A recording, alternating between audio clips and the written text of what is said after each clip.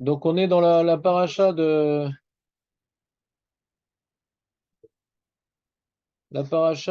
Kitetse, non?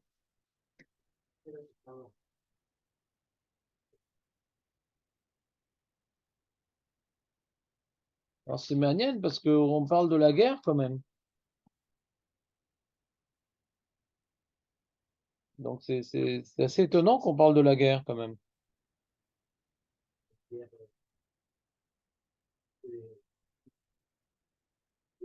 Une guerre froide, ouais. Pourquoi c'est manienne qu'on parle de la bête, de la guerre? Parce que quand tu regardes un petit peu euh, la parachute, par exemple, Shoftim, ouais. Bon, on a commencé à avoir des mitzvot sur les institutions, les juges, le roi et tout. Donc on a déjà parlé des choses très, on va dire, les... Tiens Léon, mets-toi en face de moi, s'il te plaît, comme ça je vois ta tête de gentil. Euh, voilà, comme ça il regrettera d'être arrivé en retard. Et on parle des institutions, on parle pas tellement de l'individu. Tu vois, les Kohanim, le roi, les Shoftim, ouais, le Navi. Donc on avait expliqué que le lien entre Shoftim et Réé, c'est que Réé, c'est le Beth Amikdash et il y a toute une, on va dire, comme on dit un peu en politique, une centralisation de la Shrina. Mais il y a des relais, il y a des relais. C'est-à-dire, il y a d'abord les Shoftim qui viennent des Sanhédrin, donc ils essaient d'établir la volonté divine aux quatre coins du pays, dans chaque tribu, dans chaque ville. Le roi aussi, c'est une autre sorte de forme de pouvoir, le roi. Il est moins collé à la loi divine, il est là pour intervenir de manière sporadique pour les débordements que la loi peut difficilement traiter. Parce qu'avant que le Sanhédrin condamne à mort, avant que le Sanhédrin il enferme, avant que... C'est très compliqué. Donc, des fois, il y a des débordements, ouais, des phénomènes de société qu'il faut frapper vite et fort. Et ça, le roi, c'est un peu un gendarme qui n'a pas de limite imposée par la loi, mais qui a des comptes à rendre après au Sanhédrin. Mais c'est encore la même idée, c'est que la volonté d'Hachem se répande dans tout le pays. Alors il faut des relais, il faut des personnes qui incarnent la loi, qui incarnent la Gdusha aussi, le Kohen, le Lévi, pourquoi ils sont éparpillés dans tout le pays, ils n'ont pas une tribu, parce qu'ils éparpillent la Gdusha. Donc en venant chercher Trumot Maasrot, en étant dépendant de la Parnassa d'Ebn Israël, donc ils doivent être partout. Il y en a un partout. Il y en a un donc les serviteurs du temple, qui normalement ont une formation spirituelle et un vécu presque surnaturel dans l'enceinte du temple, qui viennent quelque part à leur approche, alors il y a une petite odeur de temple. Donc c'est pas uniquement par la coercition des shoftim ou du roi que les valeurs représentées dans le temple se répandent, mais c'est aussi la gdusha du temple par les kohanim, etc. Et après, à la fin de shoftim, ouais, on parle de la guerre dans le Perek Kaf, qui t'était la milchama. Comme ça commence le Perek Kaf. Qui t'était la milchama. N'aie pas peur, tout ça. Le Kohen, il va parler au peuple. Dans ce temps, on a étudié ça un peu. Et celui qui a qui est dans certaines conditions, alors lui, il revient chez toi, il vient de se marier, il vient d'une maison, une vigne, un truc, où il a peur. Donc là, on commence à parler de ce qu'on appelle, on ne parle plus de l'institution qui s'appelle la monarchie, ni les tribunaux, ni la prophétie, ni la prêtrise. On parle de l'armée. Alors l'armée, c'est pas pour répandre la volonté divine aux quatre coins du pays, c'est pour protéger le pays. Ouais.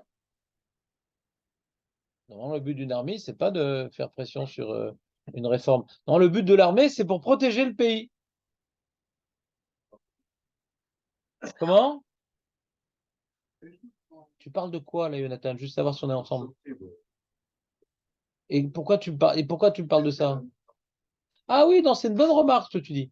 C'est-à-dire, moi, j'ai dit une idée générale et Jonathan, il est rentré dans le détail. Il a tout à fait raison. Euh, L'armée, ouais, en général, c'est pour protéger le pays. Mais là, ouais, de quel type de milchama, ouais.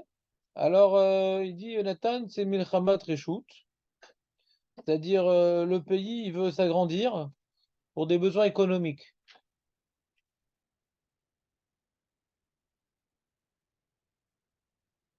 Parce que si c'est milchemet mitzvah, s'il y a un danger, ou bien qu'il faut éliminer un des peuples cananéens, même le Khatan, ou tout le monde doit faire la guerre. C'est un danger, parce que c'est Pikuach Nefesh. Donc, comme maintenant il y a des exemptions, c'est que c'est une guerre économique, comme ce que David a fait en conquérant Souria, la Syrie. Il l'a fait pour apporter, pour s'enrichir.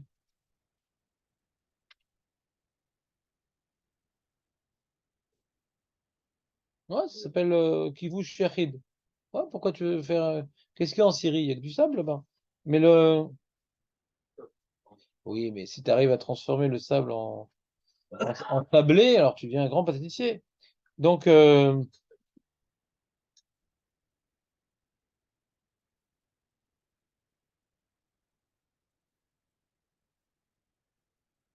puis après, donc, elle continue la paracha de Shoftim, qui tikra val'ir l'ilachem alea vekarata el shalom. Ouais, c'est encore milchemet areshut. Maintenant, tu veux attaquer une ville et tout. Alors d'abord, tu dois dire. Alors, c'est Rachid, c'est milchemet areshut, mais c'est marloquet rishonim en vérité. Bon, pas tout le monde est d'accord avec ça. Il y a un Ramban, il y a un truc, il y a un long développement, un Sifri. C'est pas le sujet de la semaine. Mais, donc, en tout cas, hein, qui t'icrée, qui t'icrave à la la reine, donc d'abord le shalom, le truc. Ouais, s'il veut pas faire le shalom, alors tu peux piller, prendre les femmes, les enfants, les animaux, tu raques les hommes, ça t'aura tout plein d'esclaves, ça va être sympa. Donc après, on fait comment tu fais le siège et tout. Attention de ne pas couper les arbres fruitiers. Donc on ne parle pas de piquoir nefesh, c'est piquoir nefesh, tu coupes tout, hein. Et après, on finit la paracha de Shoftim, ouais, par ce qu'on appelle Egla Arufa. Egla Arufa. On est sorti du cadre de la guerre. On est sorti du cadre de l'armée. On n'est plus dans l'armée. On est revenu au sujet de base, les Shoftim. Les Shoftim, ils ont un certain nombre de fonctions à accomplir. Une des fonctions, c'est justement quand on part en guerre, les Shotrim, ils vont parler au Ham. Et le Kohen, et aussi les Shotrim. Ouais. Donc, c'est aussi pourquoi on a parlé de sujet de la guerre aussi. C'est par rapport aux Shotrim. Ils ont une place là-bas aussi pour motiver le peuple et leur rappeler leur, comment dirais-je, ceux qui sont exemptés, que Hachem il est avec nous, etc. Et encore, autre fonction des Shotrim, c'est de, comment dirais-je, de faire en sorte qu'il n'y ait pas de meurtre en Eretz Israël. Et donc, quand on trouve un cadavre, on ne sait pas qui l'a tué. Il y a toute une procédure ouais, qui s'appelle la Egla Roufa, la génisse qu'on vient briser la nuque. Ouais. Et bien là-bas, c'est comme on voit à la fin de la paracha. Ouais. Juste le passouk qui nous intéresse. Il est marqué.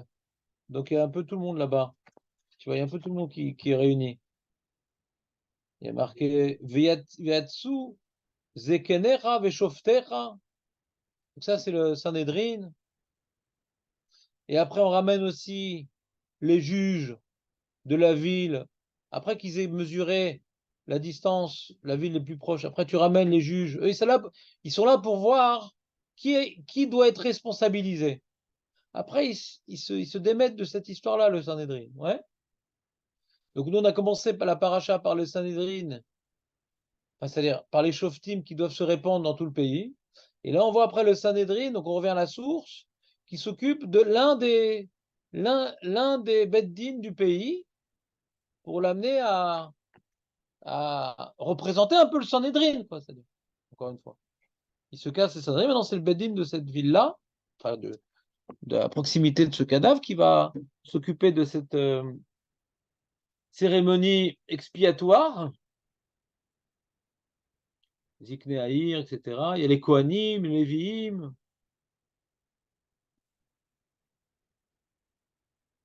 Donc, tu vois, il y a Sanhédrin, Beth-Din de la ville, Kohanim, Lévi'im.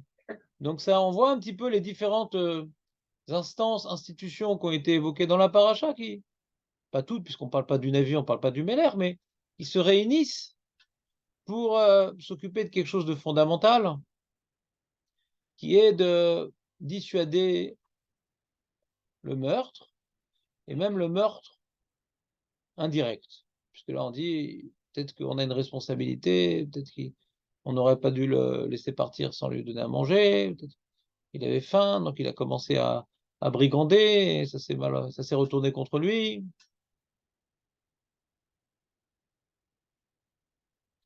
En tout cas, donc on pense terminer avec Shoftim, on pense avoir terminé avec la guerre, et hop, Kitetse la milchama. Agnès, pourquoi on reprend ce sujet? Surtout que le sujet de la guerre, on le reprend sur 3 points, Meir, dans la paracha. On commence par la guerre, on finit par la guerre, et au milieu, on parle de la guerre. Est-ce que c'est de bonne guerre? On va voir. Donc, on commence par la guerre, donc c'est le monsieur, il est avec son fusil, il est en train de rentrer dans les maisons pour vérifier est-ce que on a nettoyé le périmètre, ouais. Et puis Tom, ouais, Ginette, ouais, habillée dans ses plus beaux apparats, apparaît et dit ça c'est la femme de ma vie. D'accord? Il est en train de conquérir le Portugal. Il est surpris, elle n'a pas de moustache, on m'a menti. Ouais. Il est tombé sous le charme. Et en plus, elle est très forte en ménage. Donc ça vaut le coup. Ouais. Et donc il tombe follement amoureux d'elle. Il dit à la torre, hop, hop, hop, hop, hop, hop, attention, il y a des conditions. Fernanda, il y a des conditions. Avant que tu la ramènes à la maison et qu'elle dise où l'aspirateur? Ouais. Il y a des conditions. Oh. Donc on reparle de la guerre. Mais sans parler de la guerre, quoi. Contrairement à ce qu'on a vu plus haut, tu fais le siège, on se prépare à la guerre, on motive lui l'exempter, on envoie un message de shalom.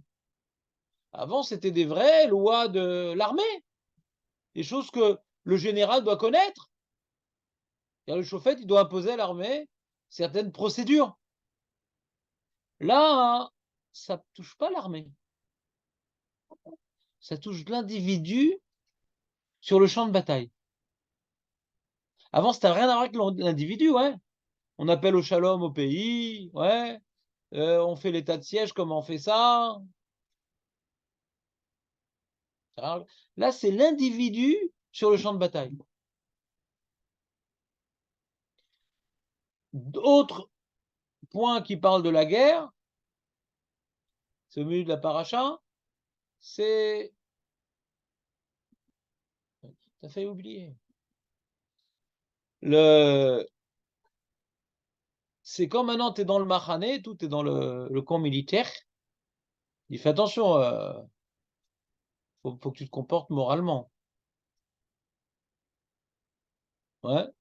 Alors de là, on apprend que Loïre Becha Davar Erva, faut pas qu'il y ait des problèmes de mœurs. Ouais. Même des mauvaises pensées, c'est un problème.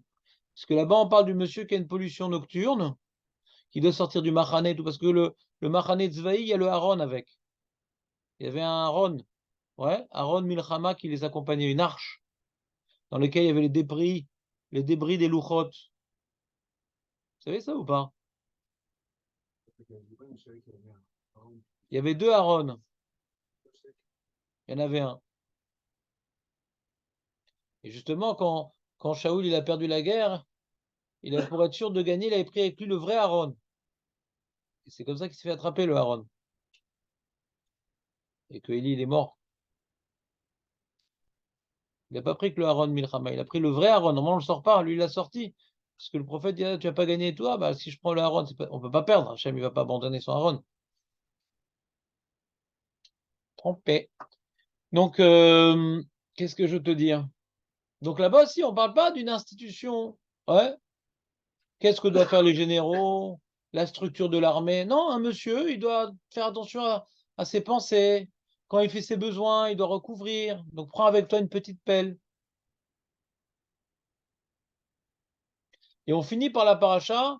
Finit la paracha par Amalek. Et c'est très marrant, Amalek, parce qu'on en parle dans Béchalar et on en parle dans Kitetse. Et c'est pas présenté du tout pareil. C'est pas du tout présenté pareil, le Amalek dans Béchalar et Kitetse.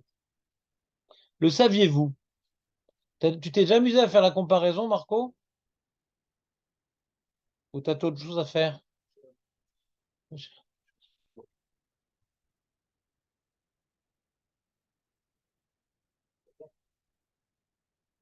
J'ai tout, moi.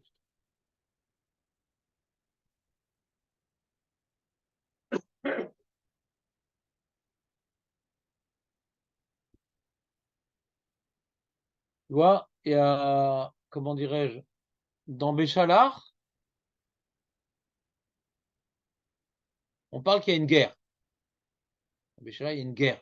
Vayavo Amalek, Vailachem.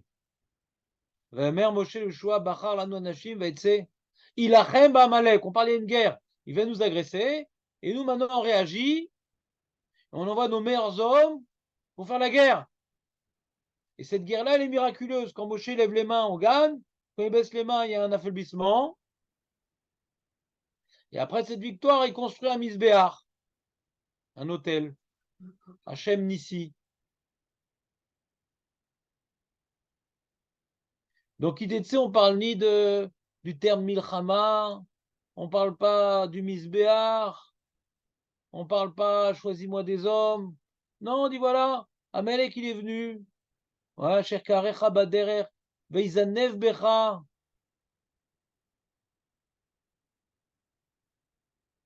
Ouais, il est venu t'attaquer au niveau de ta queue, c'est-à-dire la partie faible de la nation.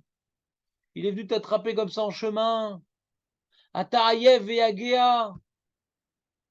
On sent pas que tu prends des hommes pour combattre et que tu réagis de manière musclée. Non, tu étais fatigué. On a l'impression que c'est deux guerres différentes.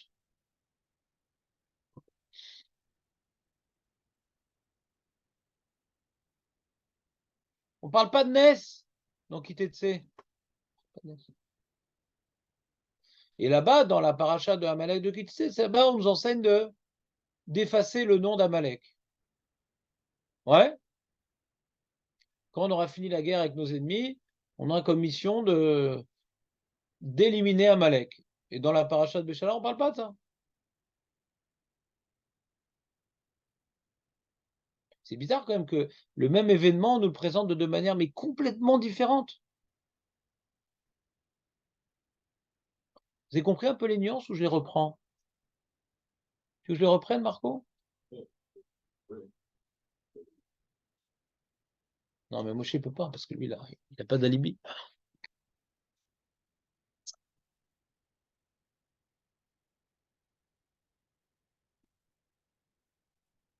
Donc, je vous dis, dans Béchalar, Amalek, il est présenté. C'est une guerre. Amalek et Lachem. Moshe l'a dit à Yoshua, viens, choisis-toi des hommes. On dit, c'est des tzadikim. Se battre avec Amalek. On dit que c'est le lieu du combat, c'est Rephidim. Ici, il n'y a pas marqué que c'est Rephidim. Baderer. Il nous a attrapés en chemin.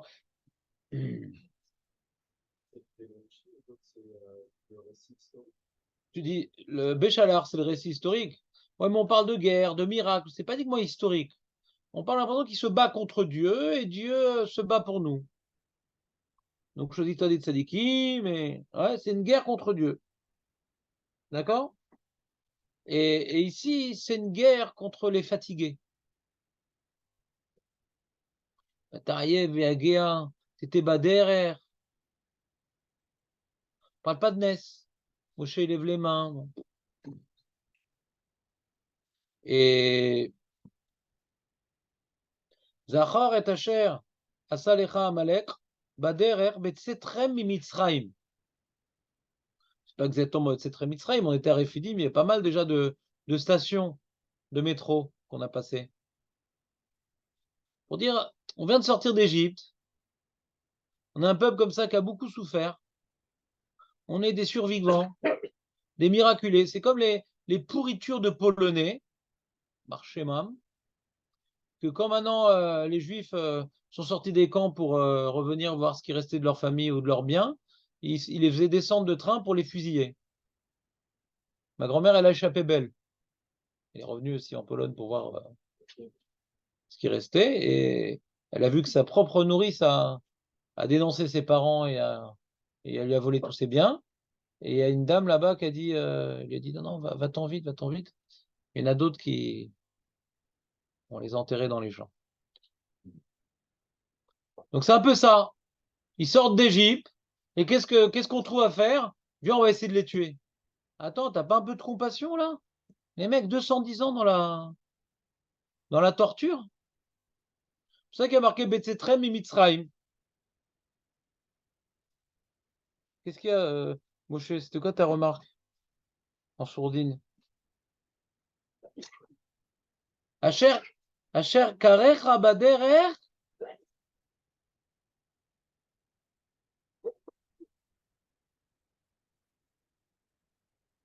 Vaizaneb Becha Kol HaNecheshalim. Necheshalim Acharecha, il dit Rachid, Chasre Koach. En Koach. Bata Yev Yagea.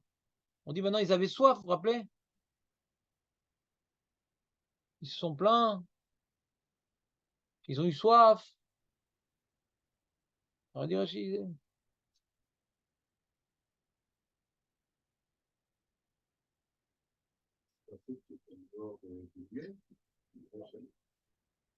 Tu parles du Midrash ou tu parles du Pshat? J'essaie de te faire ressentir la lecture littérale. Le Pshat, où tu vois, tu peux montrer où il y a marqué les nuées, ça m'intéresse. Ça s'appelle les nuées, ça. D'accord. C'est-à-dire, on n'a pas la même sensibilité du Pshat, mais Kaniré, je me trompe, hein.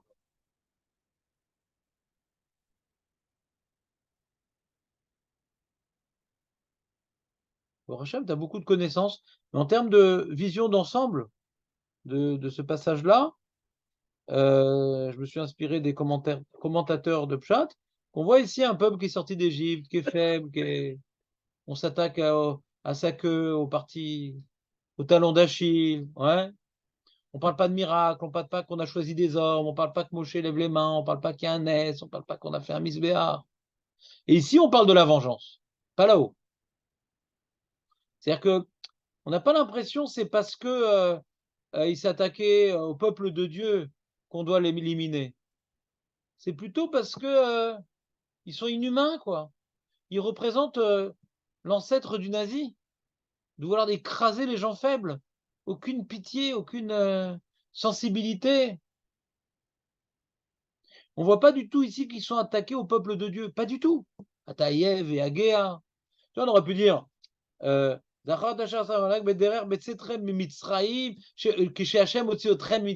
vient même pas mentionner qu'Hachem est sorti d'Égypte. On parle pas de Dieu. On a l'impression que c'est un peuple misken qui vient de sortir de son cauchemar et ils veulent exploiter sa faiblesse pour l'écraser sur leurs bottes de nazis. Les nazis, ils aimaient détruire tous les faibles. C'était une idéologie de détruire les faibles. Ouais, les handicapés, tous les faibles. Et pour le peuple juif, c'est Atar Hayev et Agea, c'est un peuple faible. Donc il faut l'éliminer. Comment? Je te ferai la même remarque que Jonathan. C'est-à-dire que Baruch Hashem, il ne manque pas de commentateurs dans Chazal. Il ne faut absolument pas négliger leur enseignement. Chaque enseignement, c'est des bombes atomiques d'intelligence et de lumière qui méritent de passer le temps et de réfléchir et de comprendre pourquoi ils ont voulu dire ça là et pourquoi là et là. Moi, je vous fais un regard, ce qu'on appelle de pshat. Qu'est-ce qui est écrit dans les mots? Il n'y a ni les nuées, ni la Brit Mila. Ouais. Il y a juste écrit un peuple qui est sorti d'Égypte. On l'a attrapé en chemin, comme des brigands qui attrapent en chemin. Le mec qui est sorti de prison pour rentrer chez lui. C'est un peu ça l'argacha de la paracha. Je ne viens pas dire, Chaz Shalom, qu'on n'a pas besoin de l'enseignement des Chachamim, Chaz Shalom. Je viens juste dire que avant le drash, il y a le pshat. Et le pshat, c'est quelle est l'argacha qui ressort de cette paracha-là, d'autant plus qu'on la compare à celle de Béchalar.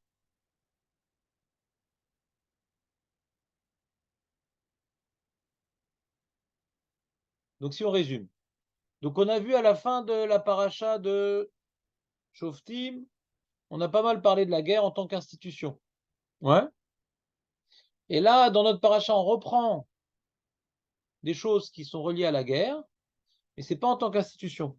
C'est pas la décision du général ou du chauffette comment on gère les choses. Tu as le monsieur qui est sur le champ de bataille, qui a été charmé par Fernanda. Ouais. Tu as ensuite, comment dirais-je, les mauvaises pensées que tu dois pas avoir, ouais, dans le Mahané. Et, comment dirais-je, une guerre qui n'est pas présentée comme étant une guerre un petit peu. On sent pas qu'on est une armée vraiment dans cette histoire-là. Dans Béchalach, on est une armée, ouais. Avec Moshe qui nous aide. Là, on voit pas du tout que c'est une armée. C'est une guerre, mais où on est les, comment dirais-je, les miskenim. Et en vérité, quand tu vois la vraie histoire, on les a presque écrasés là-bas. Ici, on a l'impression qu'on est des miskenim. Ils ont failli ils se sont attachés, on était faibles, ils ont voulu en profiter, etc. On sait même pas si on s'en est sorti, s'il y a eu des morts. On a l'impression, quand tu lis que ça, tu as l'impression qu'on a perdu et qu'à la fin des temps, enfin, quand on aura fini la conquête, il faudra donc se venger. On voit pas qu'Hachem nous a protégés. On a l'impression qu'ils ont profité de la situation et on a perdu des plumes même. Tu es d'accord, Raymond, ou pas? T'avais jamais vu la chose comme ça. On a toujours l'habitude de faire des amalgames entre deux parachutes et donc de pas avoir la sensibilité à voir ce que chaque paracha, elle veut me présenter comme facette de l'événement. Parce qu'on a Baruch Hashem de la mémoire, on dit, ah, mais là-bas, on a vu ça, ici, donc, on interprète ce qu'on a vu ici par rapport à ce qu'on a vu là-bas. Alors, c'est bien de faire la synthèse, mais avant la synthèse, pourquoi la Torah a séparé ça en deux parachutes? Elle aurait pu dire là-bas aussi, Timchet Zecher Amalet sur place, qu'on a dû attendre maintenant, ma cher. Après l'événement, là, on a eu les Bnot Moav. Il dit, là, venge-toi, truc, et on a eu les halachot qui sont liés à la guerre tout de suite après. Quoi? On le caractère d'Amalek. Comment le reconnaître? Je suis en train maintenant d'aborder une étape très importante qui s'appelle la réponse. Moi, pour l'instant, je suis dans la première étape qui est la question. D'accord? Vous avez votre Brit Mila, vous avez les nuées, les trucs. J'essaie un petit peu de stériliser, ouais, la paracha de toute la richesse, ouais, intellectuelle et prophétique des sages pour voir un petit peu avant de réfléchir sur ce qu'ils ont dit les sages, sur quel basis ils ont travaillé déjà. Qu'est-ce que Hachem il a écrit dans sa Torah, Bekit, avant de voir ce qu'il a transmis à Moshe Rabbeinu comme enseignement plus caché et plus profond. C'est plus profond, le pshat, c'est pas profond. Hein. Le pshat, c'est une première approche. Le pshat, c'est pas plus profond. Le pshat, il n'est pas prioritaire sur le drash, chas shalom. Le drash, il prend toujours le dessus sur le pshat. La lachot, on ne dit jamais la lachot du pshat, mais du drash. C'est l'oral qui a le dernier mot. Mais le pshat, il nous dévoile souvent le sens premier, ou de la mitzvah, ou de l'histoire. Il est important le sens premier, il peut avoir des influences sur la lacha. mais il ne vient pas à jamais dépasser la halakha. Il peut donner une meilleure compréhension de l'acte, plus simple, plus proche de nous, moins sophistiqué. Donc c'est important d'étudier le pshat. Mais il ne vient jamais dépasser le drash, jamais. La halakha, elle vient toujours du. Des fois, dans la lecture littérale des versets, tu sens qu'une halakha est écrite et non, là-bas on apprend ça, il y a un klal, il y a un truc, il y a un prat, il y a un zerachava. Et après, quand tu vas à la conclusion, tu n'aurais jamais deviné dans le pshat que ce qu'on parle de ça. C'est pour ça que Hachem a donné la loi orale pour. Il a un peu voilé la Torah, quoi. C'est à nous la Torah. Et que nous qui aurons reçu la loi orale. Les goïms, ils peuvent la traduire en grec, mais ils ne sauront toujours pas de quoi elle parle.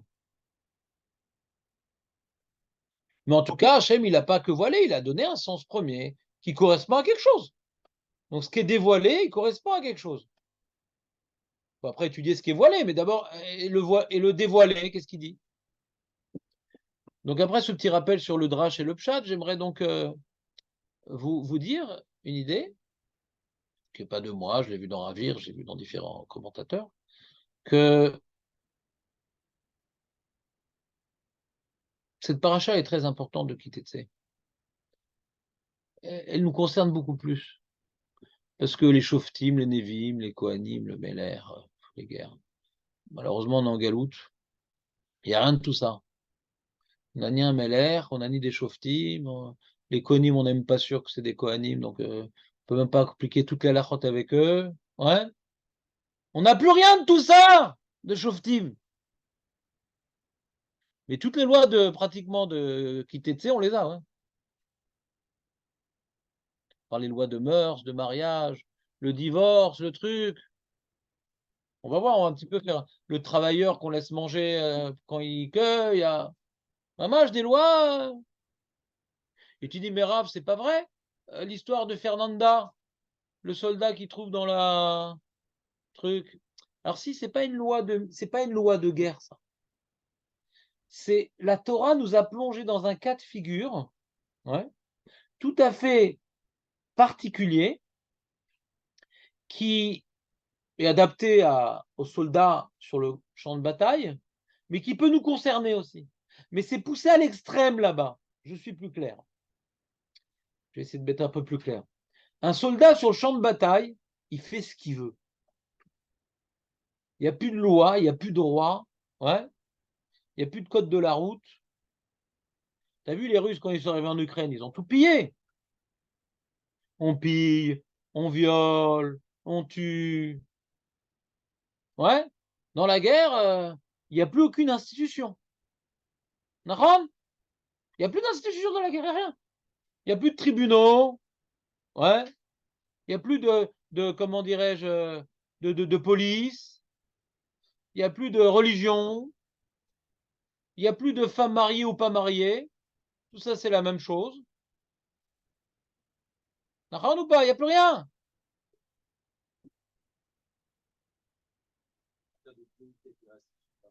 Ah ouais. Mais non, c'est ça qu'on est en train d'expliquer. T'as pas compris? C'est que ça qu'on veut expliquer, Moshe.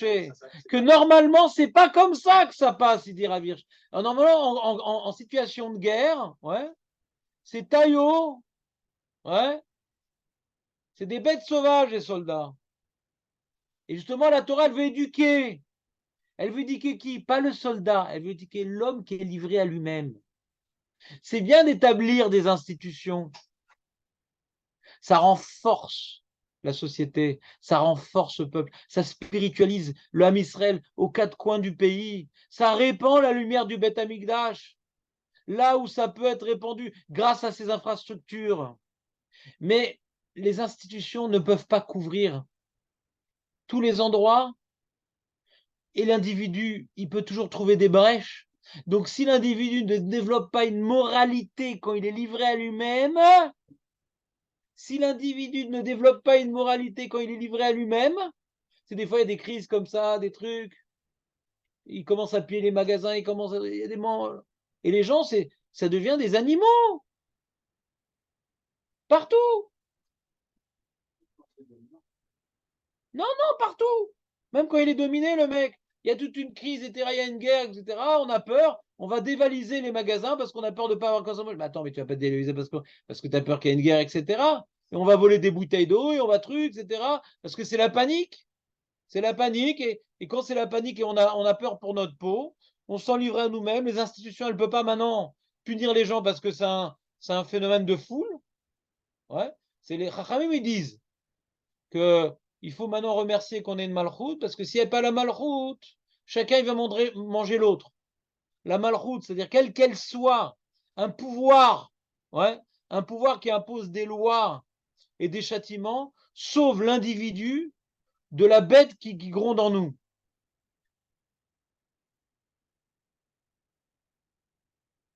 Tu vois, si je veux vous illustrer l'histoire de ce que je suis en train de vous dire. Je suis en train maintenant, ouais, comme aujourd'hui c'est vendredi, et que ça commence à être de plus en plus tôt, Nahon, puisqu'on n'est plus maintenant c'est carrément à 7h moins 10, l'entrée de Shabbat. Donc on peut dire que c'est vendredi ou la vie sauvage maintenant, on est d'accord?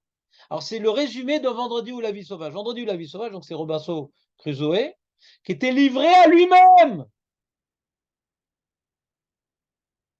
Qu'est-ce qu'un homme devient quand il est livré à lui-même? Eh bien, un sanglier dans la boue. Vous vous rappelez pas du livre? C'était un livre qu'on devait lire à l'école, je me rappelle. J'avais bien aimé. Il y avait deux versions, la version courte et la version longue. Nous, on nous avait fait lire la version longue. C'est pourquoi à l'école d'à côté, ils ont fait comme bon, toujours comparé. Et parce qu'il y a Robinson Crusoe, je crois que c'est la version courte, et Vendredi la vie sauvage, c'est la version longue. Si je ne m'abuse. Attention, ça remonte, hein, fais gaffe. Et donc, là-bas, hein, moi j'aimais bien moi les idées, la philosophie depuis que j'étais tout petit. Donc ça m'avait fait réfléchir. J'avais bien compris le message. L'homme livré à lui-même. J'avais bien chopé l'histoire.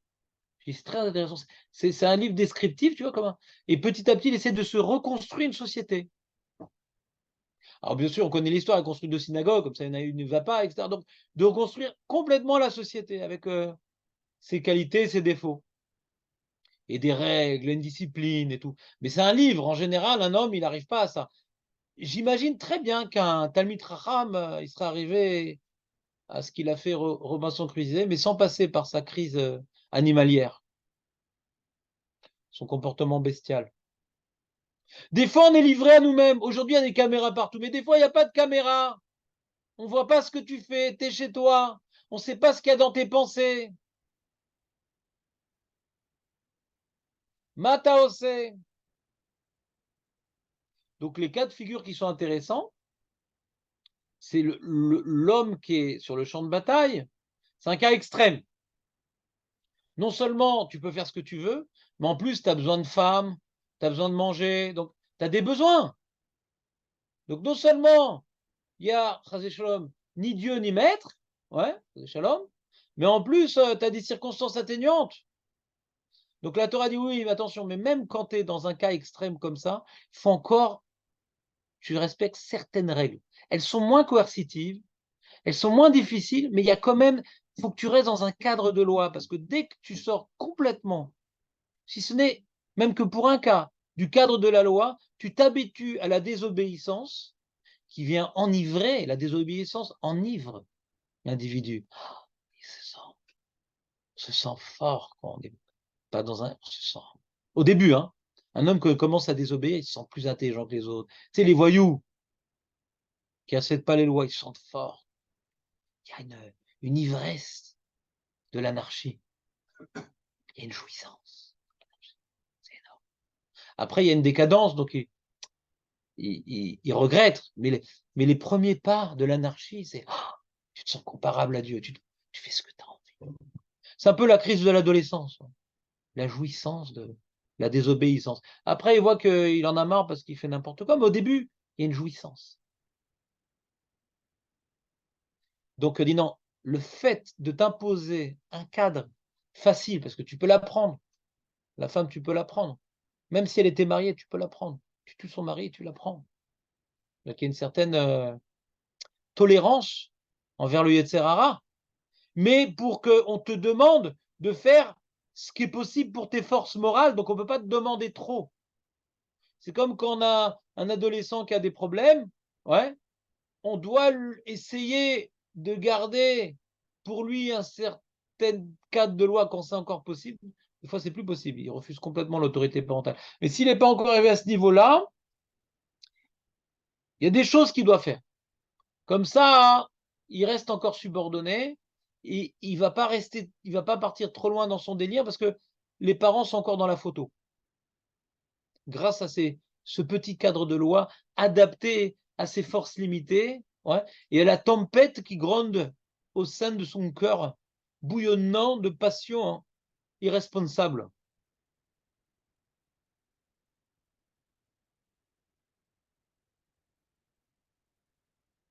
On est tous ce petit soldat livré à nous-mêmes, surtout en galoute. Les gauchos, ouais, les chilonimes. C'est un phénomène nouveau, les chilonimes. Avant, qu'est-ce qui se passait? Un juif était religieux. Quand il quittait le giron, il devenait goy. C'est tout. Mais le problème, c'est que les goïs ne voulaient plus qu'on devienne goy. Donc l'antisémitisme, ouais, a fait qu'il y avait un mouvement d'assimilation des juifs, mais qui disparaissait. Il y a quand même 200 000 juifs qui sont convertis au christianisme. Mais quand, par exemple, Herzl et d'autres, ils ont vu que ça ne sert à rien parce que pour eux, on reste des juifs, donc ils sont condamnés à rester juifs, mais sans la Torah. Donc l'antisémitisme a créé le chilonisme. Avant, les juifs, ils disparaissaient, ce qu'on appelle la Hitbolelou, ils disparaissaient chez les goïms, c'est tout. Par exemple, tu vois, les Chinois, si n'étaient pas antisémites, il y avait des communautés en Chine, elles ont disparu. C'est comme ça. Il y a plein d'endroits comme ça dans le monde où il y avait des juifs, ils ont disparu. En Corse, il y avait plein de juifs. En Sicile, il y avait plein de juifs. Ils étaient tolérants. Il n'y a plus rien.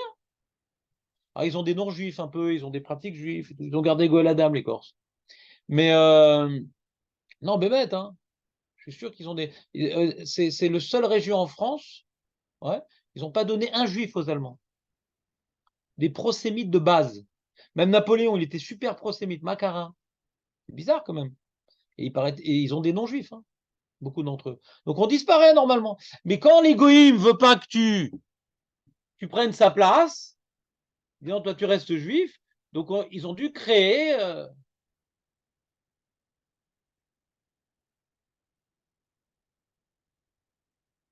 un système. Donc avant, qu'est-ce qui se passait?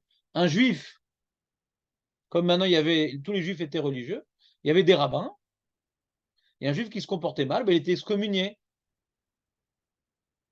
On a vu Spinoza, ouais, etc., etc.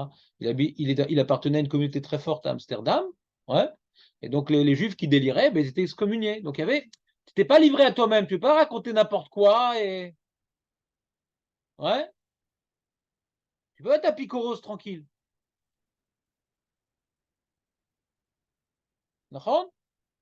Mais avec le phénomène Chiloni, qui est un phénomène historique tellement important que on est devenu une minorité, les religieux. Avant, il n'y avait que des religieux. Il n'y avait que ça. À cause de l'antisémitisme, que ces gens qui voulaient quitter le giron de la Torah, depuis toujours, ça existait des gens qui ont quitté la Torah, depuis toujours. Sauf qu'ils disparaissaient. Mais là, ils sont restés juifs. Donc, ils sont devenus majoritaires. Et Herzl, qui au début voulait se convertir au christianisme, il dit non, ça ne sert à rien. Il a été choqué, paraît-il, par l'affaire Dreyfus. Et donc, il faut trouver un système pour les chilonimes. Donc, son idée de l'État d'Israël, c'est créer un pays pour les chilonimes. Pour pas que. Parce qu'il a compris que si maintenant tu es juif et que tu n'es pas dans la Torah, tu vas disparaître.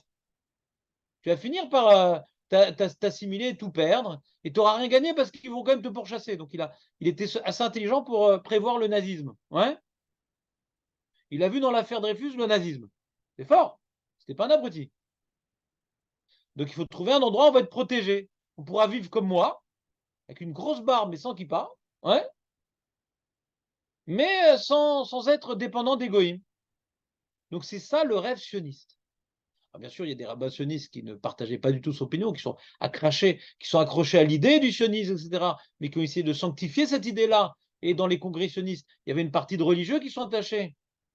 ce que les taris appellent ça les méchéristes. Une vision plus messianique de la terre d'Israël et moins fonctionnelle.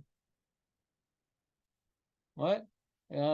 C'est pas un club de vacances pour les chilos, c'est pas ça le but. Donc il y a certains rabbinim qui sont qui sont accrochés à ce projet, d'autres qui sont opposés à ce projet. Ils ont vu que c'était pas gérable cette union avec eux. Bon, on va pas faire de l'histoire maintenant. Pourquoi je vous parle de tout ça? C'est que depuis que les chilonim ont gagné, il y a un petit retournement de situation maintenant, mais depuis que les chilonim ont gagné, donc le juif il est livré à lui-même. Il n'y a pas d'excommunication, il n'y a pas la peur de Dieu. C'est comme un petit soldat qui est devant Fernanda, qu'est-ce qu'il fait? Il devient portugais ou il garde un cadre de loi? La plupart, ils sont devenus portugais. Aux États-Unis, ouais, c'est rare que dans une famille goy, il n'y ait pas un juif. J'ai testé l'affaire. Moi, je suis parti aux États-Unis avant de faire tchouva, et je me suis retrouvé dans une famille de portoricains. Et il y avait le juif. Et un autre copain, il était dans une autre famille. C'était organisé par mon école. C'était pas un programme juif, ouais. C'était par mon école qui était laïque. Et chacun, il y avait plusieurs juifs qui étaient dans le groupe. Chacun, il avait trouvé un juif. Chaque famille a son juif. Tellement il y a eu d'assimilation aux États-Unis. C'est énorme. Tu es livré à toi-même. Alors comment ça commence l'assimilation? Parce que comme il n'y a aucune institution qui t'impose un cadre, tu es seul devant Dieu. Mais c'est dur d'être seul devant Dieu. C'est très dur. Mais c'est ça la galoute, les amis. La galoute, c'est qu'on n'a plus un roi, on n'a plus un chauffette, on n'a plus un Beth Amikdash, on n'a plus de repères tangibles, concrets, structurés, motivants, engageants, percutants, réveillants. On n'a plus tout ça. On est face à Dieu qu'on doit, entre guillemets, créer de toutes pièces. C'est-à-dire Dieu, il existe. Mais on doit se créer une relation avec Dieu. Parce qu'il n'y a rien qui va nous la créer. Il n'y a pas de Beth Amikdash, il n'y a rien. C'est à nous de créer. Alors, c'est vrai qu'il y a deux outils essentiels pour créer cette relation. C'est la tfila, qui est au niveau du regesh, ressentir la présence de Dieu, et le limud Torah, hein, savoir ce qu'il attend de nous. Si tu n'as ni ça, finitos. Quelqu'un maintenant qui n'est pas magpide sur la tfila et sur le limud Torah, il ne fera pas long feu. Parce qu'il pourra manger kasher, mettre les tfilines et faire Shabbat. Dieu n'existe plus dans sa vie, ni au niveau du regesh, par la tfila, et ni par rapport à la compréhension de sa volonté par le limud Torah.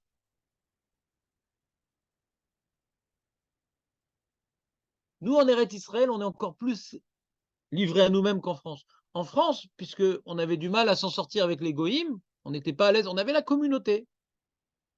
Donc en communauté, il y a un rabbin, ouais, il y a le regard des autres, etc. Donc tu ne peux pas faire n'importe quoi. Tu te ramènes avec un petit tatouage sur ton mollet du pied droit et ton Bermuda à la synagogue, les gens vont jaser dans ta communauté. Ici en Israël, la synagogue, c'est pour prier, hein, c'est pas pour faire des liens. Donc on est encore plus livré à nous-mêmes en Israël. Surtout que on est dans un monde où les chilonimes gouvernent encore. Ouais.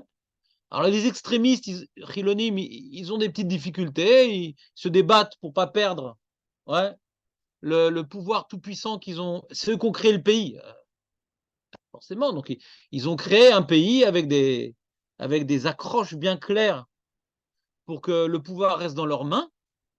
Et comme démocratiquement ils perdent de l'ampleur avec les Sfaradim, avec un certain mouvement de tchouva, plus ou moins, ouais, fort, mais même il y a des gens qui reviennent au moins à la culture juive. Culture juive, même si ce n'est pas la Torah. Donc ils partagent moins leurs idées extrémistes laïques. Ils partagent moins, donc ils perdent de plus en plus de vitesse. Donc dans ce monde-là, on est livré à nous-mêmes. Et tu n'as pas du tout mauvaise conscience de te comporter comme un chiloni. Au contraire, quand tu te comportes comme un religieux, tu as peur. On te regarde bizarrement. Quand tu es chiloni, tu es dans le move, mon ami. Tu es cool.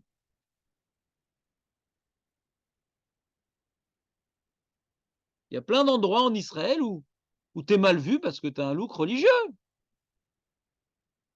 Avant, ils ne t'aimaient pas, mais ils ne te le disaient pas. Aujourd'hui, ils le disent. Je ne sais pas comment elle est sortie, la manif d'hier. C'est bien passé, la manif, Femme des Bras? Ouais. Qu'est-ce qu'il y a? Femme des Bras, quoi. Ouais, les mecs, ils voulaient se bouffer un choulant. Ils disent, on va faire une manif à Bras, et ils leur ont offert à manger. C'est une bonne technique pour... C'est le nouveau resto du cœur. Les gauchos sont particulièrement... ils apprécient la cuisine des restos du cœur. C'est bien. C'est bon à savoir. C'est un bon plan. Si j'ai faim un jour, je vais faire une manif. Je vais me déguiser en femme. Femme révoltée. Femme des années 80. Mais qui sont les amis? Cette parenthèse politique, historique, malheureusement. De quoi? Je sais pas, je sais pas. Moi, je veux juste développer une Nekuda. Ouais. Peut-être j'ai débordé, et je vous demande de m'en pardonner, mais une seule Nekuda. C'est qu'en Israël, la milchama, on est livré à nous-mêmes. D'accord? C'est-à-dire que notre relation avec Dieu, non seulement il n'y a pas d'institution qui nous aide à la renforcer, mais en plus, il y a un regard des approbateurs, ouais, qui fait que si on n'a pas un travail réel de rechercher Dieu en Eretz Israël, bah, le problème, c'est même pas nous, parce que nous, on a grandi en France, on a déjà certains réflexes, certaines dynamiques. Mais les jeunes qui grandissent ici, qui doivent passer par l'armée, ouais, qui souvent, si on ne rentre pas dans un groupe un peu religieux dans l'armée, c'est comment te rendre Chiloni. C'est pas que tu deviens Chiloni, mais c'est fait pour devenir Chiloni. Il y en a qui se battent et qui se renforcent, il y en a qui tombent, mais c'est pour te plonger dans un monde qui n'est pas le tien, le monde israélien Chiloni. Ouais. Donc là, tu es comme qui t'es Tsela Milchama, tu es livré à toi-même. Donc la paracha, dans toutes les mitzvot qu'elle développe, elle t'apprend à conserver une certaine dignité, à conserver une certaine sensibilité, à conserver une certaine moralité, une humanité, toi avec toi-même, parce qu'il y a Dieu en face de toi, pour ne pas être abîmé par cette terrible épreuve qui s'appelle être livré à toi-même. Ça abîme un homme d'être livré à soi-même. Prenons quelques exemples.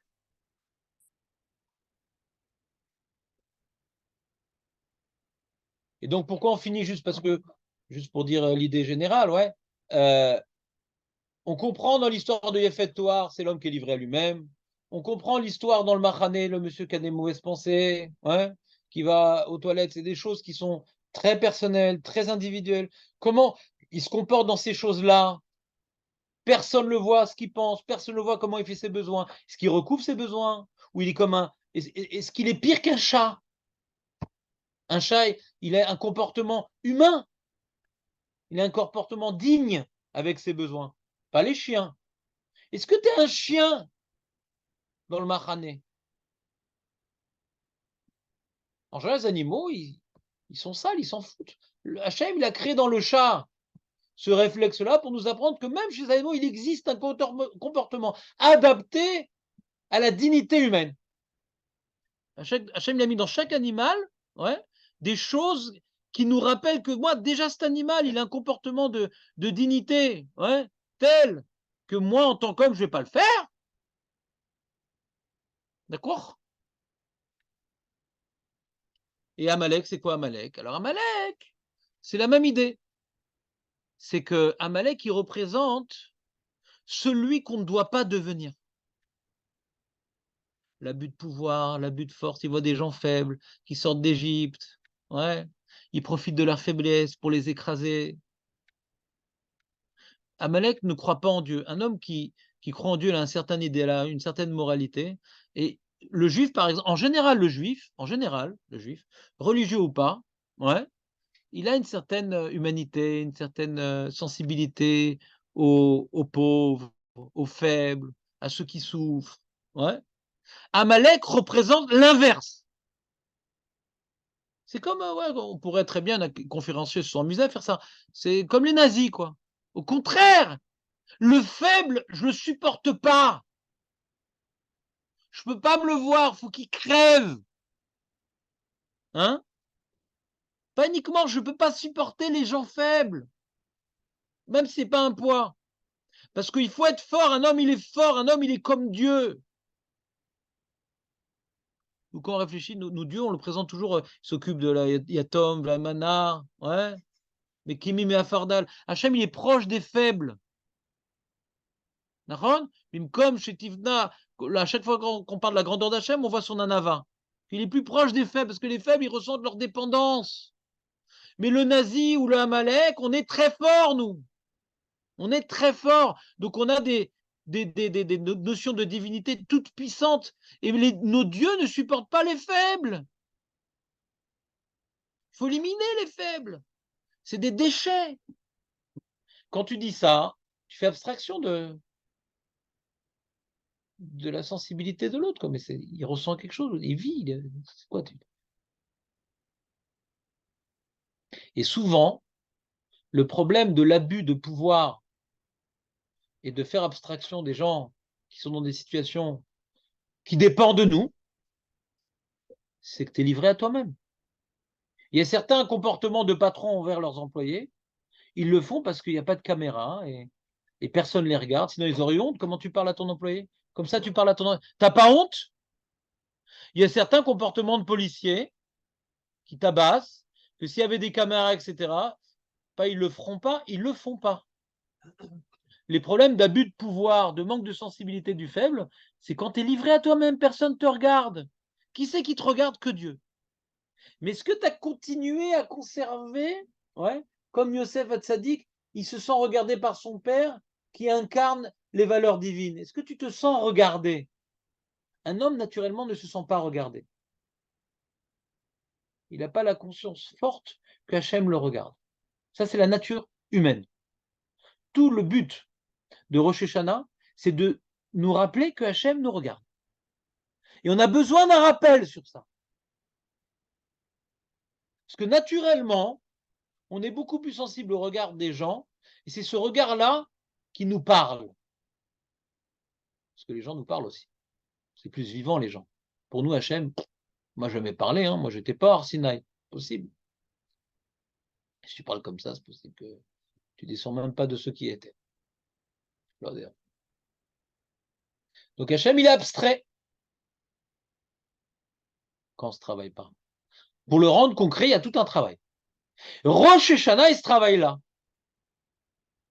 Comme on est livré à nous-mêmes, même à l'époque du Beth Amikdash, il y a ce qu'on appelle un point mort. Il y a des endroits où personne ne nous voit, hein. Que ce soit dans nos pensées, que ce soit sur le champ de bataille, que ce soit sur Baderer. Tu es en train d'aller dans la forêt. Qu'est-ce que tu vois là-bas? Un nid. Personne ne te voit. Est-ce que tu viens maintenant exterminer cette petite famille ou non? Tu dis non, quand même. Il y a un équilibre. Ouais, il faut respecter la vie. Je ne vais pas tout prendre. Mais j'ai faim, je suis dans la route. J'ai faim. Oui, tu as faim, mais il y a un respect de la vie. Tu es sur la route et qu'est-ce que tu vois? Une bête perdue. Ah, ben c'est bien. Non, tu vas essayer de retrouver son propriétaire, mais la personne te voit. Si tu n'as pas développé que Hachem te voit, il y a plein de situations, ça va mal se passer. Le Rav Hirsch explique à de nombreux endroits qu'une société a besoin d'infrastructures, ouais, et de structures et d'institutions pour nous faire peur et ne pas qu'on tombe dans des débordements. Mais si l'individu n'a pas un travail personnel avec lui-même dans les endroits et les moments où il n'y a aucune institution qui peut imposer quoi que ce soit, c'est le début de la décadence de la société. Parce que quand l'individu s'habitue à avoir des comportements immoraux qui ne sont pas punis par la loi, il finit par même désobéir à la loi, parce qu'il s'est habitué, il est dépendant à un comportement immoral. Au début, il voit des choses prohibées, et après, il commence à faire des choses prohibées, puis après, il fait ça sur le terrain public. Au début, c'était chez lui, puis après, c'est parce qu'il est habitué maintenant, il est devenu dépendant de ce type de comportement. Il dit, pour qu'il y ait une société morale, elle doit uniquement être religieuse. Sentir que Dieu nous regarde, c'est nécessaire parce que la société ne s'occupe pas de l'individu quand il est livré à lui-même. Donc, il n'est pas possible d'avoir une société morale, ouais, éthique. Pourquoi? Parce que même si au début on peut être lancé sur un idéal avec des institutions, une constitution, la démocratie, je ne sais pas quoi, etc. Le communisme, c'est un grand idéal. Mais après, maintenant, les mecs, là, ils sont dans leur usine, personne ne les regarde. Ils se tournent les pouces. Si on n'est pas animé de l'idéal que vient véhiculer la société, ben, la société, elle ne marche pas. On a besoin que les individus soient animés du même idéal. C'est ce qu'on a le problème aujourd'hui en Israël. Ceux qui ont créé ce pays-là avec un idéal chiloni, mais c'était un idéal de créer un pays pour les juifs. Y a, pas tous, mais il y a un certain nombre de ce qu'on appelle le post-sionisme. Ouais, un certain nombre de chilonim qui disent mais qu'est-ce qu'on fout là? Pourquoi on a pris la terre aux Arabes? Qui dit qu'on avait le droit, etc., etc. Beaucoup partent en Chutzlaret et ceux qui sont là, bah, ils remettent en question un petit peu bah, les Arabes ou nous, c'est pareil. Alors, ils le disaient jusqu'à ce qu'ils se fassent tuer. Avec tous les attentats, ça les a calmés. Gush Katif, ça a planté complètement, ça les a calmés. Mais malgré tout, c'est-à-dire, ils sont plus tellement idéalistes. Ils ont perdu l'idéal qui a fait qu'on est venu dessécher les marécages, assécher les marécages, on est venu donner notre vie pour défendre les frontières. Toutes ces choses-là qui sont des sacrifices individuels pour un idéal qui dépasse l'individu, a disparu. Pas pour tous, bien sûr, mais pour une certaine partie de la population. Comme j'ai entendu à la radio un mec, il disait il est Chiloni, le monsieur. Il paraît qu'il était choqué de toute la politique contre les Haradim, etc. La haine qui est développée, etc., alors qu'il est lui-même Chiloni. Et dit, mon fils, il est dans une université à Herzliya, Chiloni, et j'ai appris avec stupeur que beaucoup de ses camarades ont trouvé des bons plans pour ne pas faire l'armée. Mais ce n'est pas un, deux ou deux, c'est un phénomène de société. C'est-à-dire, on s'acharne contre les religieux, etc., mais il y a un phénomène de société de ne pas vouloir faire l'armée. Pas pour étudier la Torah, parce que ça ne m'intéresse pas. Qu'est-ce que ça va m'apporter personnellement de faire l'armée? Alors, dans l'armée, ils ont bien compris, donc on va te donner des études. Comme l'idée d'idéal, donc on va maintenant essayer d'attirer les intérêts égocentriques de l'individu parce que défendre le pays, il y a des gens, ils s'en foutent.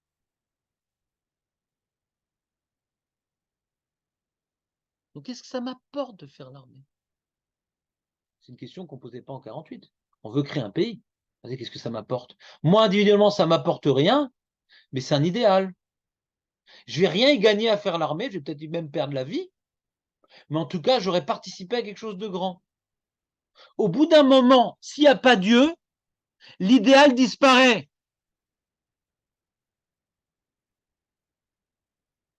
L'idéal sioniste, il est énorme, il était puissant. Regardez ce qu'ils ont fait. Ils ont créé un pays en quelques décennies. C'est un truc énorme, leur idéal. Aujourd'hui, la plupart des sionistes, c'est des gens religieux. Les gens pas religieux, beaucoup ont perdu l'idéal. Qu'est-ce que ça m'apporte à moi?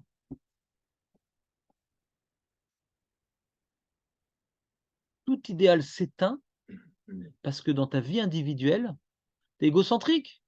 Et si tu n'as pas des valeurs, tu n'as pas un cadre d'obéissance à Kadosh Baruch Hu, ce cadre de vie individuelle, il est dominant, il est très présent, il est très fréquent, on est très souvent livré à nous-mêmes. C'est rare d'être face à un policier, un juge, ouais, c'est très rare. D'être livré à nous-mêmes, c'est la majorité des cas. Donc si ce moment-là, je suis complètement absent de Dieu, et donc d'idéal, ben, du coup, même dans la société où je suis livré devant le policier, devant le chauffeur, je m'en fous parce que je me suis habitué à m'occuper que de moi. Vous comprenez ou pas ce que je veux dire? Donc, si tu ne fais pas attention au Shiloh Haraken, tu ne fais pas attention à restituer l'animal qui a été perdu, l'objet qui a été perdu. L'important, c'est ce qu'on voit de toi. Si tu peux te cacher, tu fais ce que tu veux. Et d'ailleurs, on parle juste après de Shiloh Haraken, le mec qui se déguise en femme ou le mec. On peut se déguiser. Si j'ai envie de faire des bêtises, je vais me déguiser. Mais tu peux pas te déguiser devant Dieu. C'est quoi cette folie de te déguiser en femme pour entrer dans la salle de sport? Tu te caches de qui, là? C'est quoi cette folie? Tu te caches de qui? C'est la même idée. Pour avoir une telle folie de prendre des vêtements de femme pour faire des choses et se cacher, ou inversement, ouais, ça prouve que tu n'as vraiment pas le sentiment que d'être regardé, d'être vu par Hachem, quoi. Et on continue les mitzvot.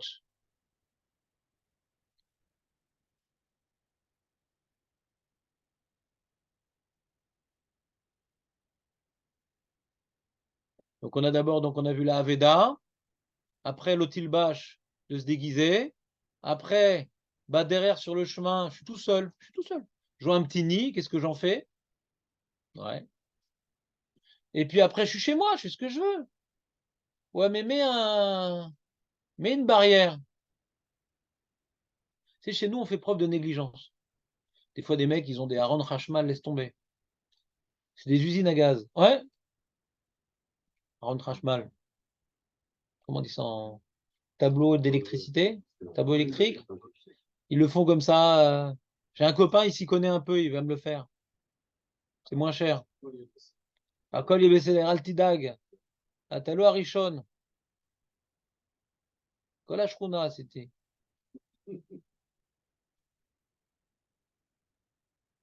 Moi, l'appartement où j'étais avant, j'avais un voisin qui était électricien. Électricien, au courant de tout, le mec. Et, et une fois, j'ai dû faire un petit travail à la maison. Il a ouvert l'arrangement. Il dit, c'est quoi ce truc-là? Des morceaux de bois pour caler, des trucs. C'est quoi ce truc-là? Mais je sais pas, moi. J'ai acheté l'appartement, c'était comme ça. C'était un package. Ouais. Alors, il y a des incendies, quoi.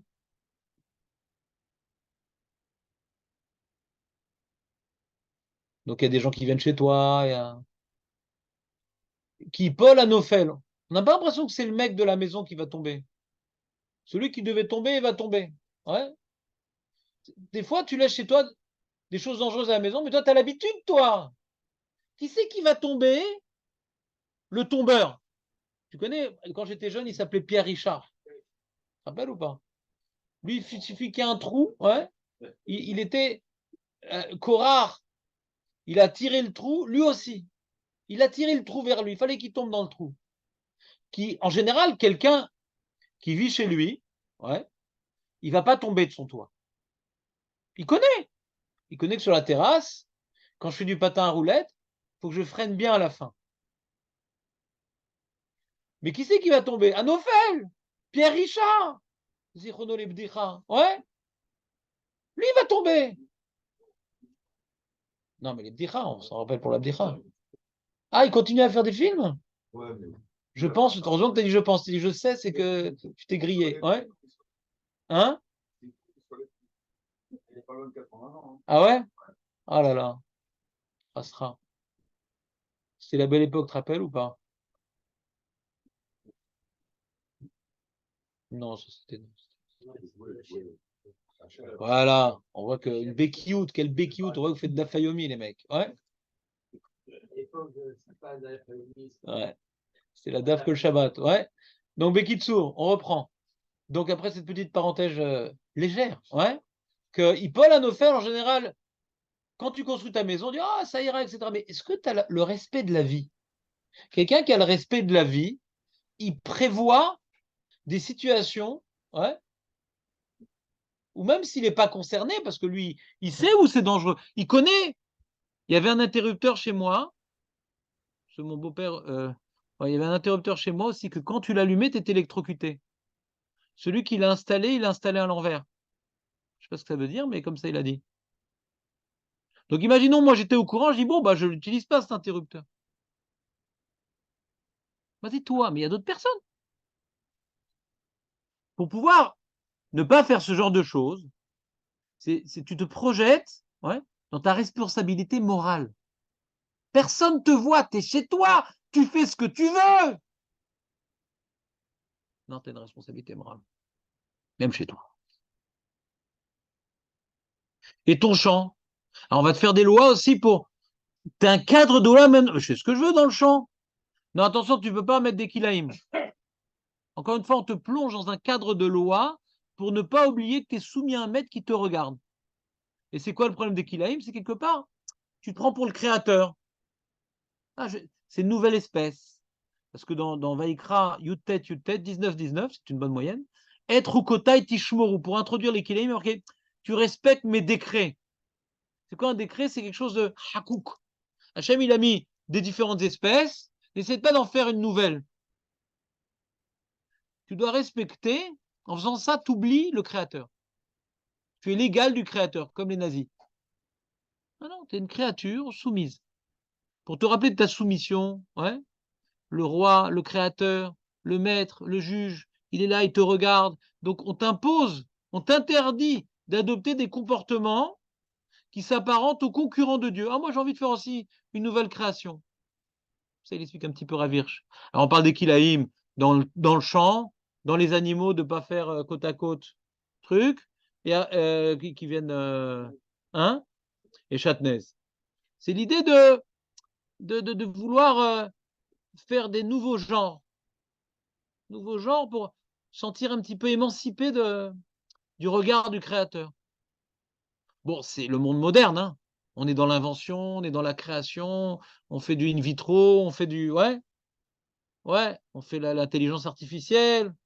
On se prend pour Dieu, hein. Et c'est pas par hasard que c'est accompagné ce genre de découverte et de cet état d'esprit d'une libération totale de ce qu'on appelle l'Eirat Shamayim.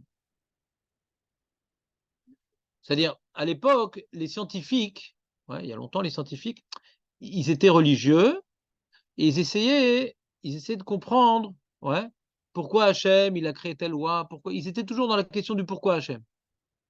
Et il y a Isaac Newton, le premier à avoir révolutionné la pensée moderne.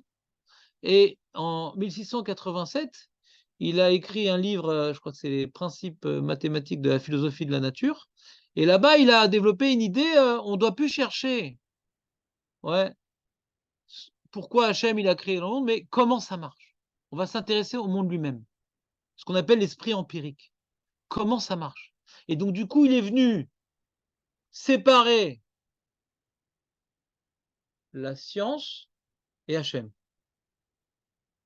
Avant, Aristote, Platon, Pythagore, tous ces grands scientifiques qui avaient des recherches et même des fruits, des découvertes, ils raccrochaient ça à une notion de divinité, c'est d'avoir ce qu'on appelle une cosmogonie, de construire à partir de leur connaissance, ouais, du monde un système pour comprendre le monde entier et qui est Dieu et qu'est-ce qu'il fait dans ce monde-là. Ce qu'on appelle une cosmogonie. Et il est venu Isaac Newton et dit non, non, non, non, non, on va s'attacher uniquement aux phénomènes et non pas aux raisons des phénomènes.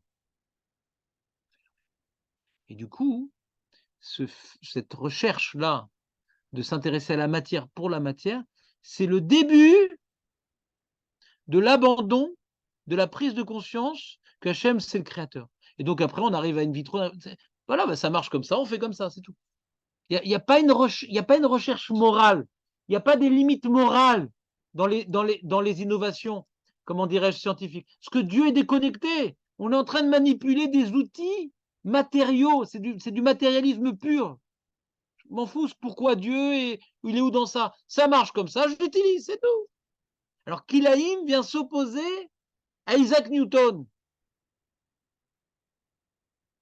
Alors c'est vrai que la science a fait avancer beaucoup de choses, la médecine, la technologie, on en profite, on n'est pas des passéistes qu'il faut détruire les machines et ne plus prendre d'antibiotiques.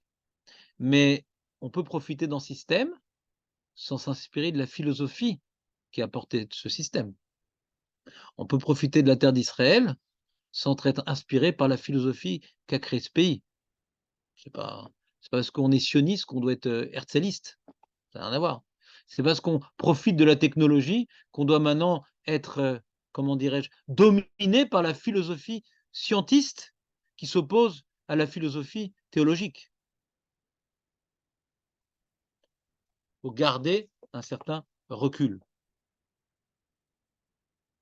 Et donc, après, la paracha, elle développe en longueur plein de lois qui sont liées au harayot.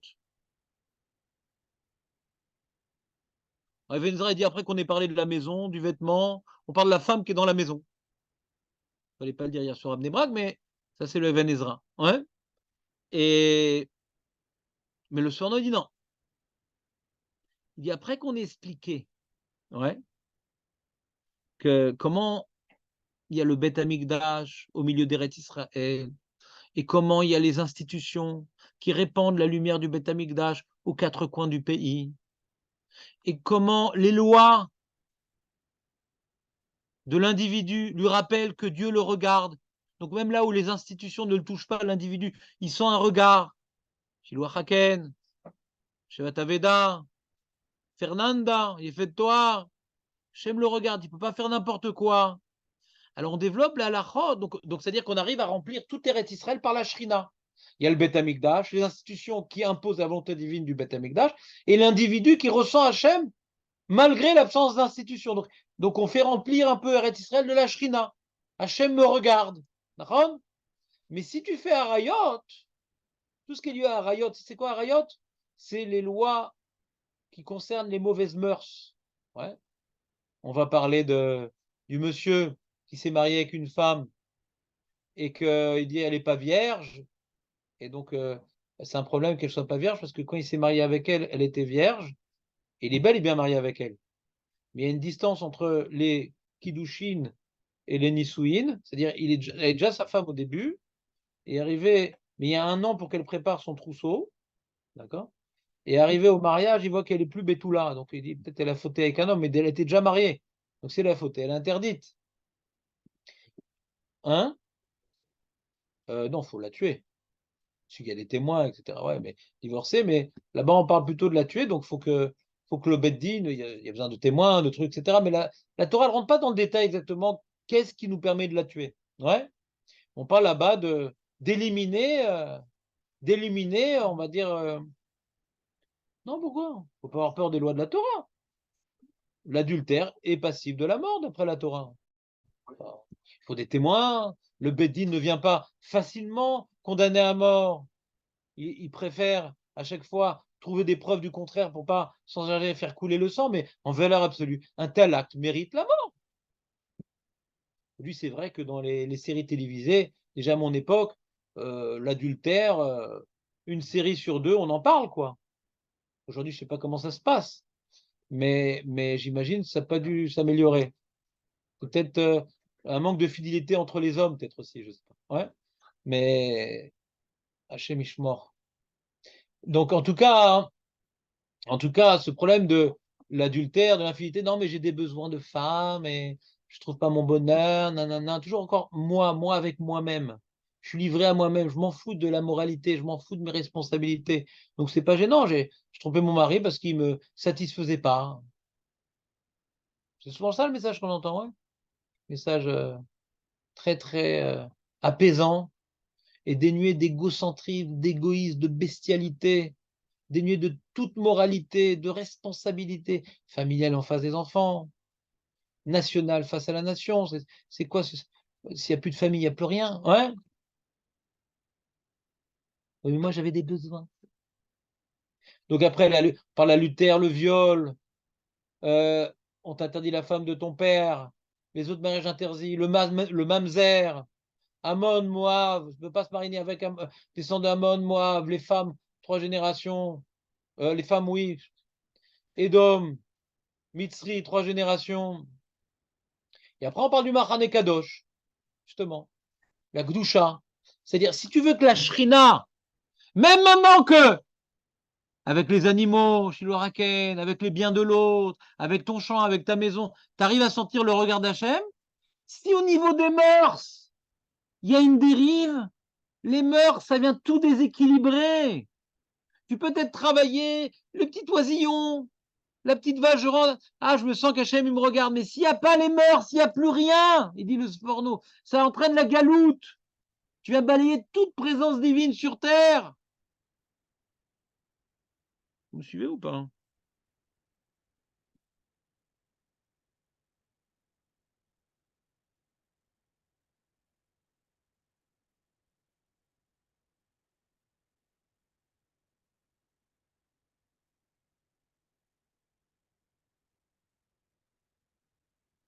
On s'arrête 1 minute et on... Pas 1 minute de silence. Non, 1 minute pour résumer un peu ce qu'on a dit. Ouais. Donc, globalement, cette paracha, donc, elle est fondamentale. On finit pratiquement les lois de la Torah avec elle, puisque Kitavo, il y a encore quelques halachot, et puis après c'est brachot, kalot. On finit, c'est-à-dire, on finit sur l'essentiel. C'est que l'individu, il doit sentir qu'on le regarde, pas la société, Hachem. Et là où personne ne le regarde, il doit adopter un comportement moral au niveau de la vie des animaux, au niveau de, en famille, la femme, ouais, les enfants, le Ben Soromoré aussi. Et Rêve d'amener l'enfant au Beddin. Faut que les parents détestent leur enfant pour l'amener au Beddin. Et pourquoi ils détestent leur enfant? Pourquoi ils détestent leur enfant? Parce qu'ils se détestent eux-mêmes, c'est pas possible pas possible. C'est pour ça qu'il y a une Mara qui dit certaines opinions, ça s'est jamais passé. C'est pas possible qu'un juif arrive à ça, amène son enfant au Beddin pour le condamner à mort. Ouais. C'est un rejet total on sent que dans cette maison-là, il n'y avait pas l'œil providentiel divin qui régnait, quoi. On n'est plus arrivé à ça. Ça va être des guerres dans la maison, des guerres. L'enfant, il peut penser différemment de nous sans que ça soit la guerre. Il faut apprendre à comprendre ce que lui ressent, ce que lui a besoin, mais dire ah non, non, lui, il n'est pas religieux, on l'amène chez le Bédine, on va le condamner à mort. Mais comment on peut arriver à un truc pareil? C'est grave. Et les deux parents sont d'accord, donc c'est vraiment grave, quoi. C'est ils ont complètement pris de côté l'enfant comme une réalité à lui de nous accepter, à lui de nous comprendre. On ne cherche pas à le comprendre. Pourquoi l'enfant, il s'est éloigné et il a commencé à faire des bêtises parce qu'il n'avait pas sa place chez lui à la maison. Il n'a pas sa place. Il n'a pas le droit d'exister, il n'a pas le droit de penser. Donc il a cherché sa vie à l'extérieur. Et on veut qu'il reste bien à l'extérieur, on veut le condamner à mort.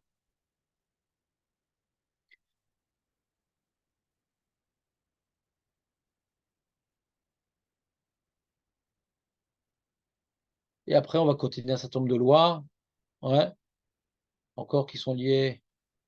Alors, certaines qui sont liées encore à Rayot, l'interdiction de prostitution, de ne pas apporter un korban qui émane d'un salaire d'une prostituée. Ça, c'est dans les mœurs. Après, on revient un petit peu dans se rappeler qu'Hachem, ouais, dans nos relations commerciales aussi, il regarde. Donc, c'est le ribit, ça m'appartient, mon argent, je fais ce que je veux. Je peux acheter un appartement, le louer. Donc, je gagne avec mon argent. Alors, pourquoi je peux vous prêter de l'argent et avoir un loyer de mon argent? Pourquoi un loyer de ma maison, j'ai le droit d'avoir, et un loyer de mon argent, je ne peux pas avoir?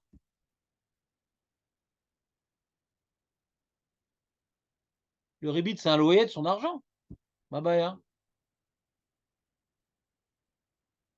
Le mec qui paye un loyer de maison aussi, il est pris à la gorge.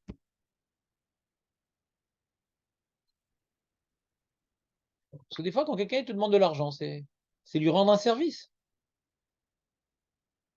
Une maison, il l'utilise, ouais, et il te l'use. C'est un service qui moyenne finance. Mais de l'argent, des fois, le mec, il crève de faim.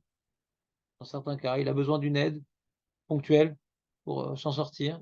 Il dit d'accord, mais je vais en profiter moi aussi. C'est-à-dire que le fait de prêter intérêt, c'est de nier la notion de chesed. On te permet de vendre des objets et d'avoir un pourcentage, on te permet de louer ton appartement. Mais des fois, quelqu'un dit, tu peux me prêter de l'argent? Souvent, quand on te demande de prêter de l'argent, c'est le mec, il est dans le besoin. On n'aime pas emprunter de l'argent. Qui aime emprunter de l'argent? C'est souvent parce qu'il est dans le besoin, le monsieur. Et tu exploites sa faiblesse, Amalek, tu exploites sa faiblesse pour gagner de l'argent. Tu n'es pas sensible. Tu n'es pas sensible à son problème. Alors, c'est vrai que dans certains cas de figure qui sont permis par la Lara, on peut arriver au même genre de cas. Le mec, il est misken. Ouais. Et tu loues l'appartement, et tu augmentes le prix, tu profites de sa situation. Même si, dans certains cas, ça peut être permis par la Lara, pas tous, mais ça peut être permis, ça peut ressembler au ribit aussi. Mais le ribit représente l'idée maîtresse. Tu as un surplus d'argent, tu as envie de faire de l'argent. Non, non, cette retenue-là, tu apprends attention. Il faut savoir prêter de l'argent par recette. Tout n'est pas pour gagner de l'argent. Il faut aussi aider les gens.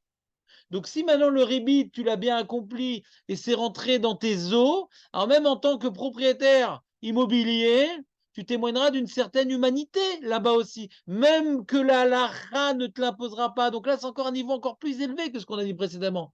C'est que il y a Hachem qui me regarde pour que j'accomplisse des lois que personne ne me voit, et après, il y a Hachem qui me regarde pour accomplir l'esprit de la loi qui est même pas obligatoire, mais je sens que c'est mal. C'est déjà encore un niveau supplémentaire. Je sens que c'est mal. Mais j'ai le droit d'augmenter le prix de l'appartement. Mais misken, etc. Alors, si tu t'es laissé imprégner des mitzvot, de Shiloh Haken, de Shalat Evena, qui sont des devoirs, mais des devoirs de sensibilité, d'humanité, de dignité, alors d'accomplir ces halachot obligatoires devrait normalement générer en toi des initiatives d'humanité. Parce qu'on ne peut pas tout légiférer. Bien que cette paracha nous donne plein d'halachot qui tournent autour de plein de sujets et qui tournent à chaque fois sur n'abuse pas de ton pouvoir et ressens l'autre et ressens l'animal, etc. Mais on ne peut pas tout légiférer. Mais cette loi qui touche de nombreux domaines de vie devrait normalement te faire pénétrer dans une dynamique de respect de l'autre, d'humanité, de moralité, que même qu'il n'y a pas une loi qui t'oblige à faire ça, tu ne te sens pas tellement à l'aise de faire un truc pareil parce que tu es imprégné du regard divin et dis mais c'est mal. Est-ce qu'Abraham Avinu aurait fait ça? Mais on a besoin de loi d'abord à respecter pour s'habituer à une certaine discipline. Parce que sinon, ça devient la charité chrétienne. Quand j'ai envie, si je suis en forme, tant qu'il n'y a pas la crise de 29, tant qu'on n'est pas dans les tranchées, tout va bien, on peut faire des petits actes de charité ponctuels, on a bonne conscience. Il y a des lois qui nous imposent pour qu'on ressente Hachem en tant que obligation de faire attention, même dans les contextes où personne ne nous regarde, Hachem nous regarde. Il faut sentir un poids du regard d'Hachem. Mais cette habitude-là qui va être générée par les lois devrait normalement, petit à petit, arriver à une sensibilité. Comme on voit avec l'histoire de Rabbi Adenassi, qu'il y a la petite bête, le petit veau qui est parti entre ses jambes pour fuir le shochet. Il dit, mais non, mais va à la shrita, c'est ça ta vocation, c'est ça ta destination. Et il a pendant de nombreuses années eu des souffrances terribles parce qu'il a manqué d'humanité. Mais où il y a une halakha comme ça qu'on doit protéger le veau du shochet. Il n'y a pas d'halakha comme ça. Mais lui qui est imprégné de l'halakha, on attendait de lui qu'il incarne l'esprit de la loi, même quand l'halakha n'en parle pas. Ce qu'on appelle Issourin Shelava. Issourin Shelava, ça peut être des fois une punition sur des choses qui ne sont pas légiférées, mais qui témoignent d'un oubli du regard divin dans des choses où l'halakha n'a pas parlé. Ça peut être dans la relation avec la femme, des choses qui ne sont pas légiférées, mais c'est pas bien de parler comme ça, c'est pas bien de se comporter comme ça, avec ses enfants. Il n'y a pas d'halakha sur ça, mais c'est pas bien, c'est un peu humiliant, c'est un peu désobligeant, c'est pas comme ça. La plupart des situations dans la vie, il n'y a pas d'halachot. Et si tu n'es pas imprégné de l'esprit de la loi, alors tu vas te comporter ce qu'on appelle Naval Birshuta Torah. Il n'y a pas une halakha. Où c'est écrit que ça assourd de faire ça? Alors plus on avance dans les siècles, plus il y a des takanot des rabbaniades qui viennent maintenant interdire des choses qui devaient normalement être spontanées. Et après, il y a des minagim. Et puis après, il y a des trucs à prix Kabbalah. Donc on a de plus en plus de, comment dirais-je, de précision sur des comportements qui ne sont pas bien. De plus en plus. Parce qu'on a de plus en plus besoin qu'on nous apprenne parce qu'on a du mal à être dans cette situation, personne ne nous regarde. Il n'y a que Hachem. Donc il y a de plus en plus de nouvelles halachot qui nous imposent à tout simplement se comporter comme des bons juifs. Qu'est-ce qu'il y a, Marco? Je sens que tu avais une remarque importante à dire. Mais même ce commun du peuple, elle développe de plus en plus cette halakha. De plus en plus de nouvelles halakha, de nouvelles khumra, de nouvelles trucs. Il doit être imprégné de l'esprit de la loi. Tout à fait. Et garder à l'esprit, c'est qui? L'ennemi, c'est Amalek. On s'en fout des pauvres, on s'en fout des gens qui souffrent, on s'en fout de écarte-moi. Je m'en fous du regard divin. Je fais ce que bon me semble. Lui, c'est l'homme à abattre, au moins en nous. Qu'on ne soit pas un petit Amalek en puissance. Alors après, on nous dit les ouvriers, ils ont le droit de manger pendant la récolte.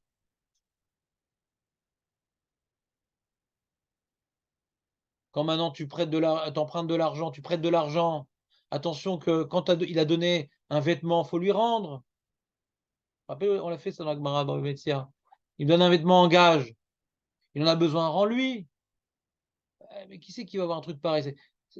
T'es en train de l'écraser là. Comme maintenant il doit plein d'argent, tu fais ce que tu veux, non, rends-lui et tout. Vas-y, rends-lui. Tous les jours, tu vas lui rendre, tous les jours, tu vas lui rendre. C'est un pyjama, tous les jours. C'est le seul pyjama, tous les jours, tu vas lui rendre. Qui c'est qui fait un truc pareil? Il faut vraiment sentir qu'Hachem me regarde. Et après, les plaies de la lettre. Tu ne dois pas gratter la plaie de la lettre. Quand quelqu'un a la lèpre, il ne faut pas gratter. Parce que c'est quoi gratter? C'est Hachem, il envoie la lettre pour dévoiler que tu as un problème. Toi, quand tu effaces la lèpre, si tu t'en fous du message Hachem, tu t'en fous du regard d'Hachem. Avec que les gens ne voient pas que tu as la lèpre. Ne pas léser le salarié, le payer en retard. Ne pas défavoriser le veuve et l'orphelin. Ne pas leur faire de la peine. Ceux qui me doivent de l'argent, en profiter, dire alors, quand est-ce que tu payes? Alors. C'est bon, t'as dit une fois, ne viens pas lui faire souffrir. Laissez les coins du champ pour le pauvre, l'orphelin, la veuve. Le Bedin, quand il frappe le fauteur, fais attention de ne pas trop le frapper. Des fois, il est faible. Si tu le frappes trop, il va mourir. Moi, je savais pas. Bah, c'est quoi, tu savais pas? Vérifie bien quand tu le frappes ce qui se passe. Ouais, mais c'est un pourri, il a fauté, il a mangé du cochon. Arbaïm. Non, lui, il n'y a pas Arbaïm. Lui, déjà, c'est 39, mon ami. Mais même lui, il ne va pas tenir les 39. Donc, même le fauteur, regarde, sois sensible même au fauteur. Toi, le bourreau. Même le bourreau, il doit être sensible au fauteur, à la souffrance du fauteur. Comme on a vu au début de la paracha, celui qui a fait la plus grave faute, qui rêve ce qu'il a, on le pend. Il ne le laisse pas pendu trop longtemps.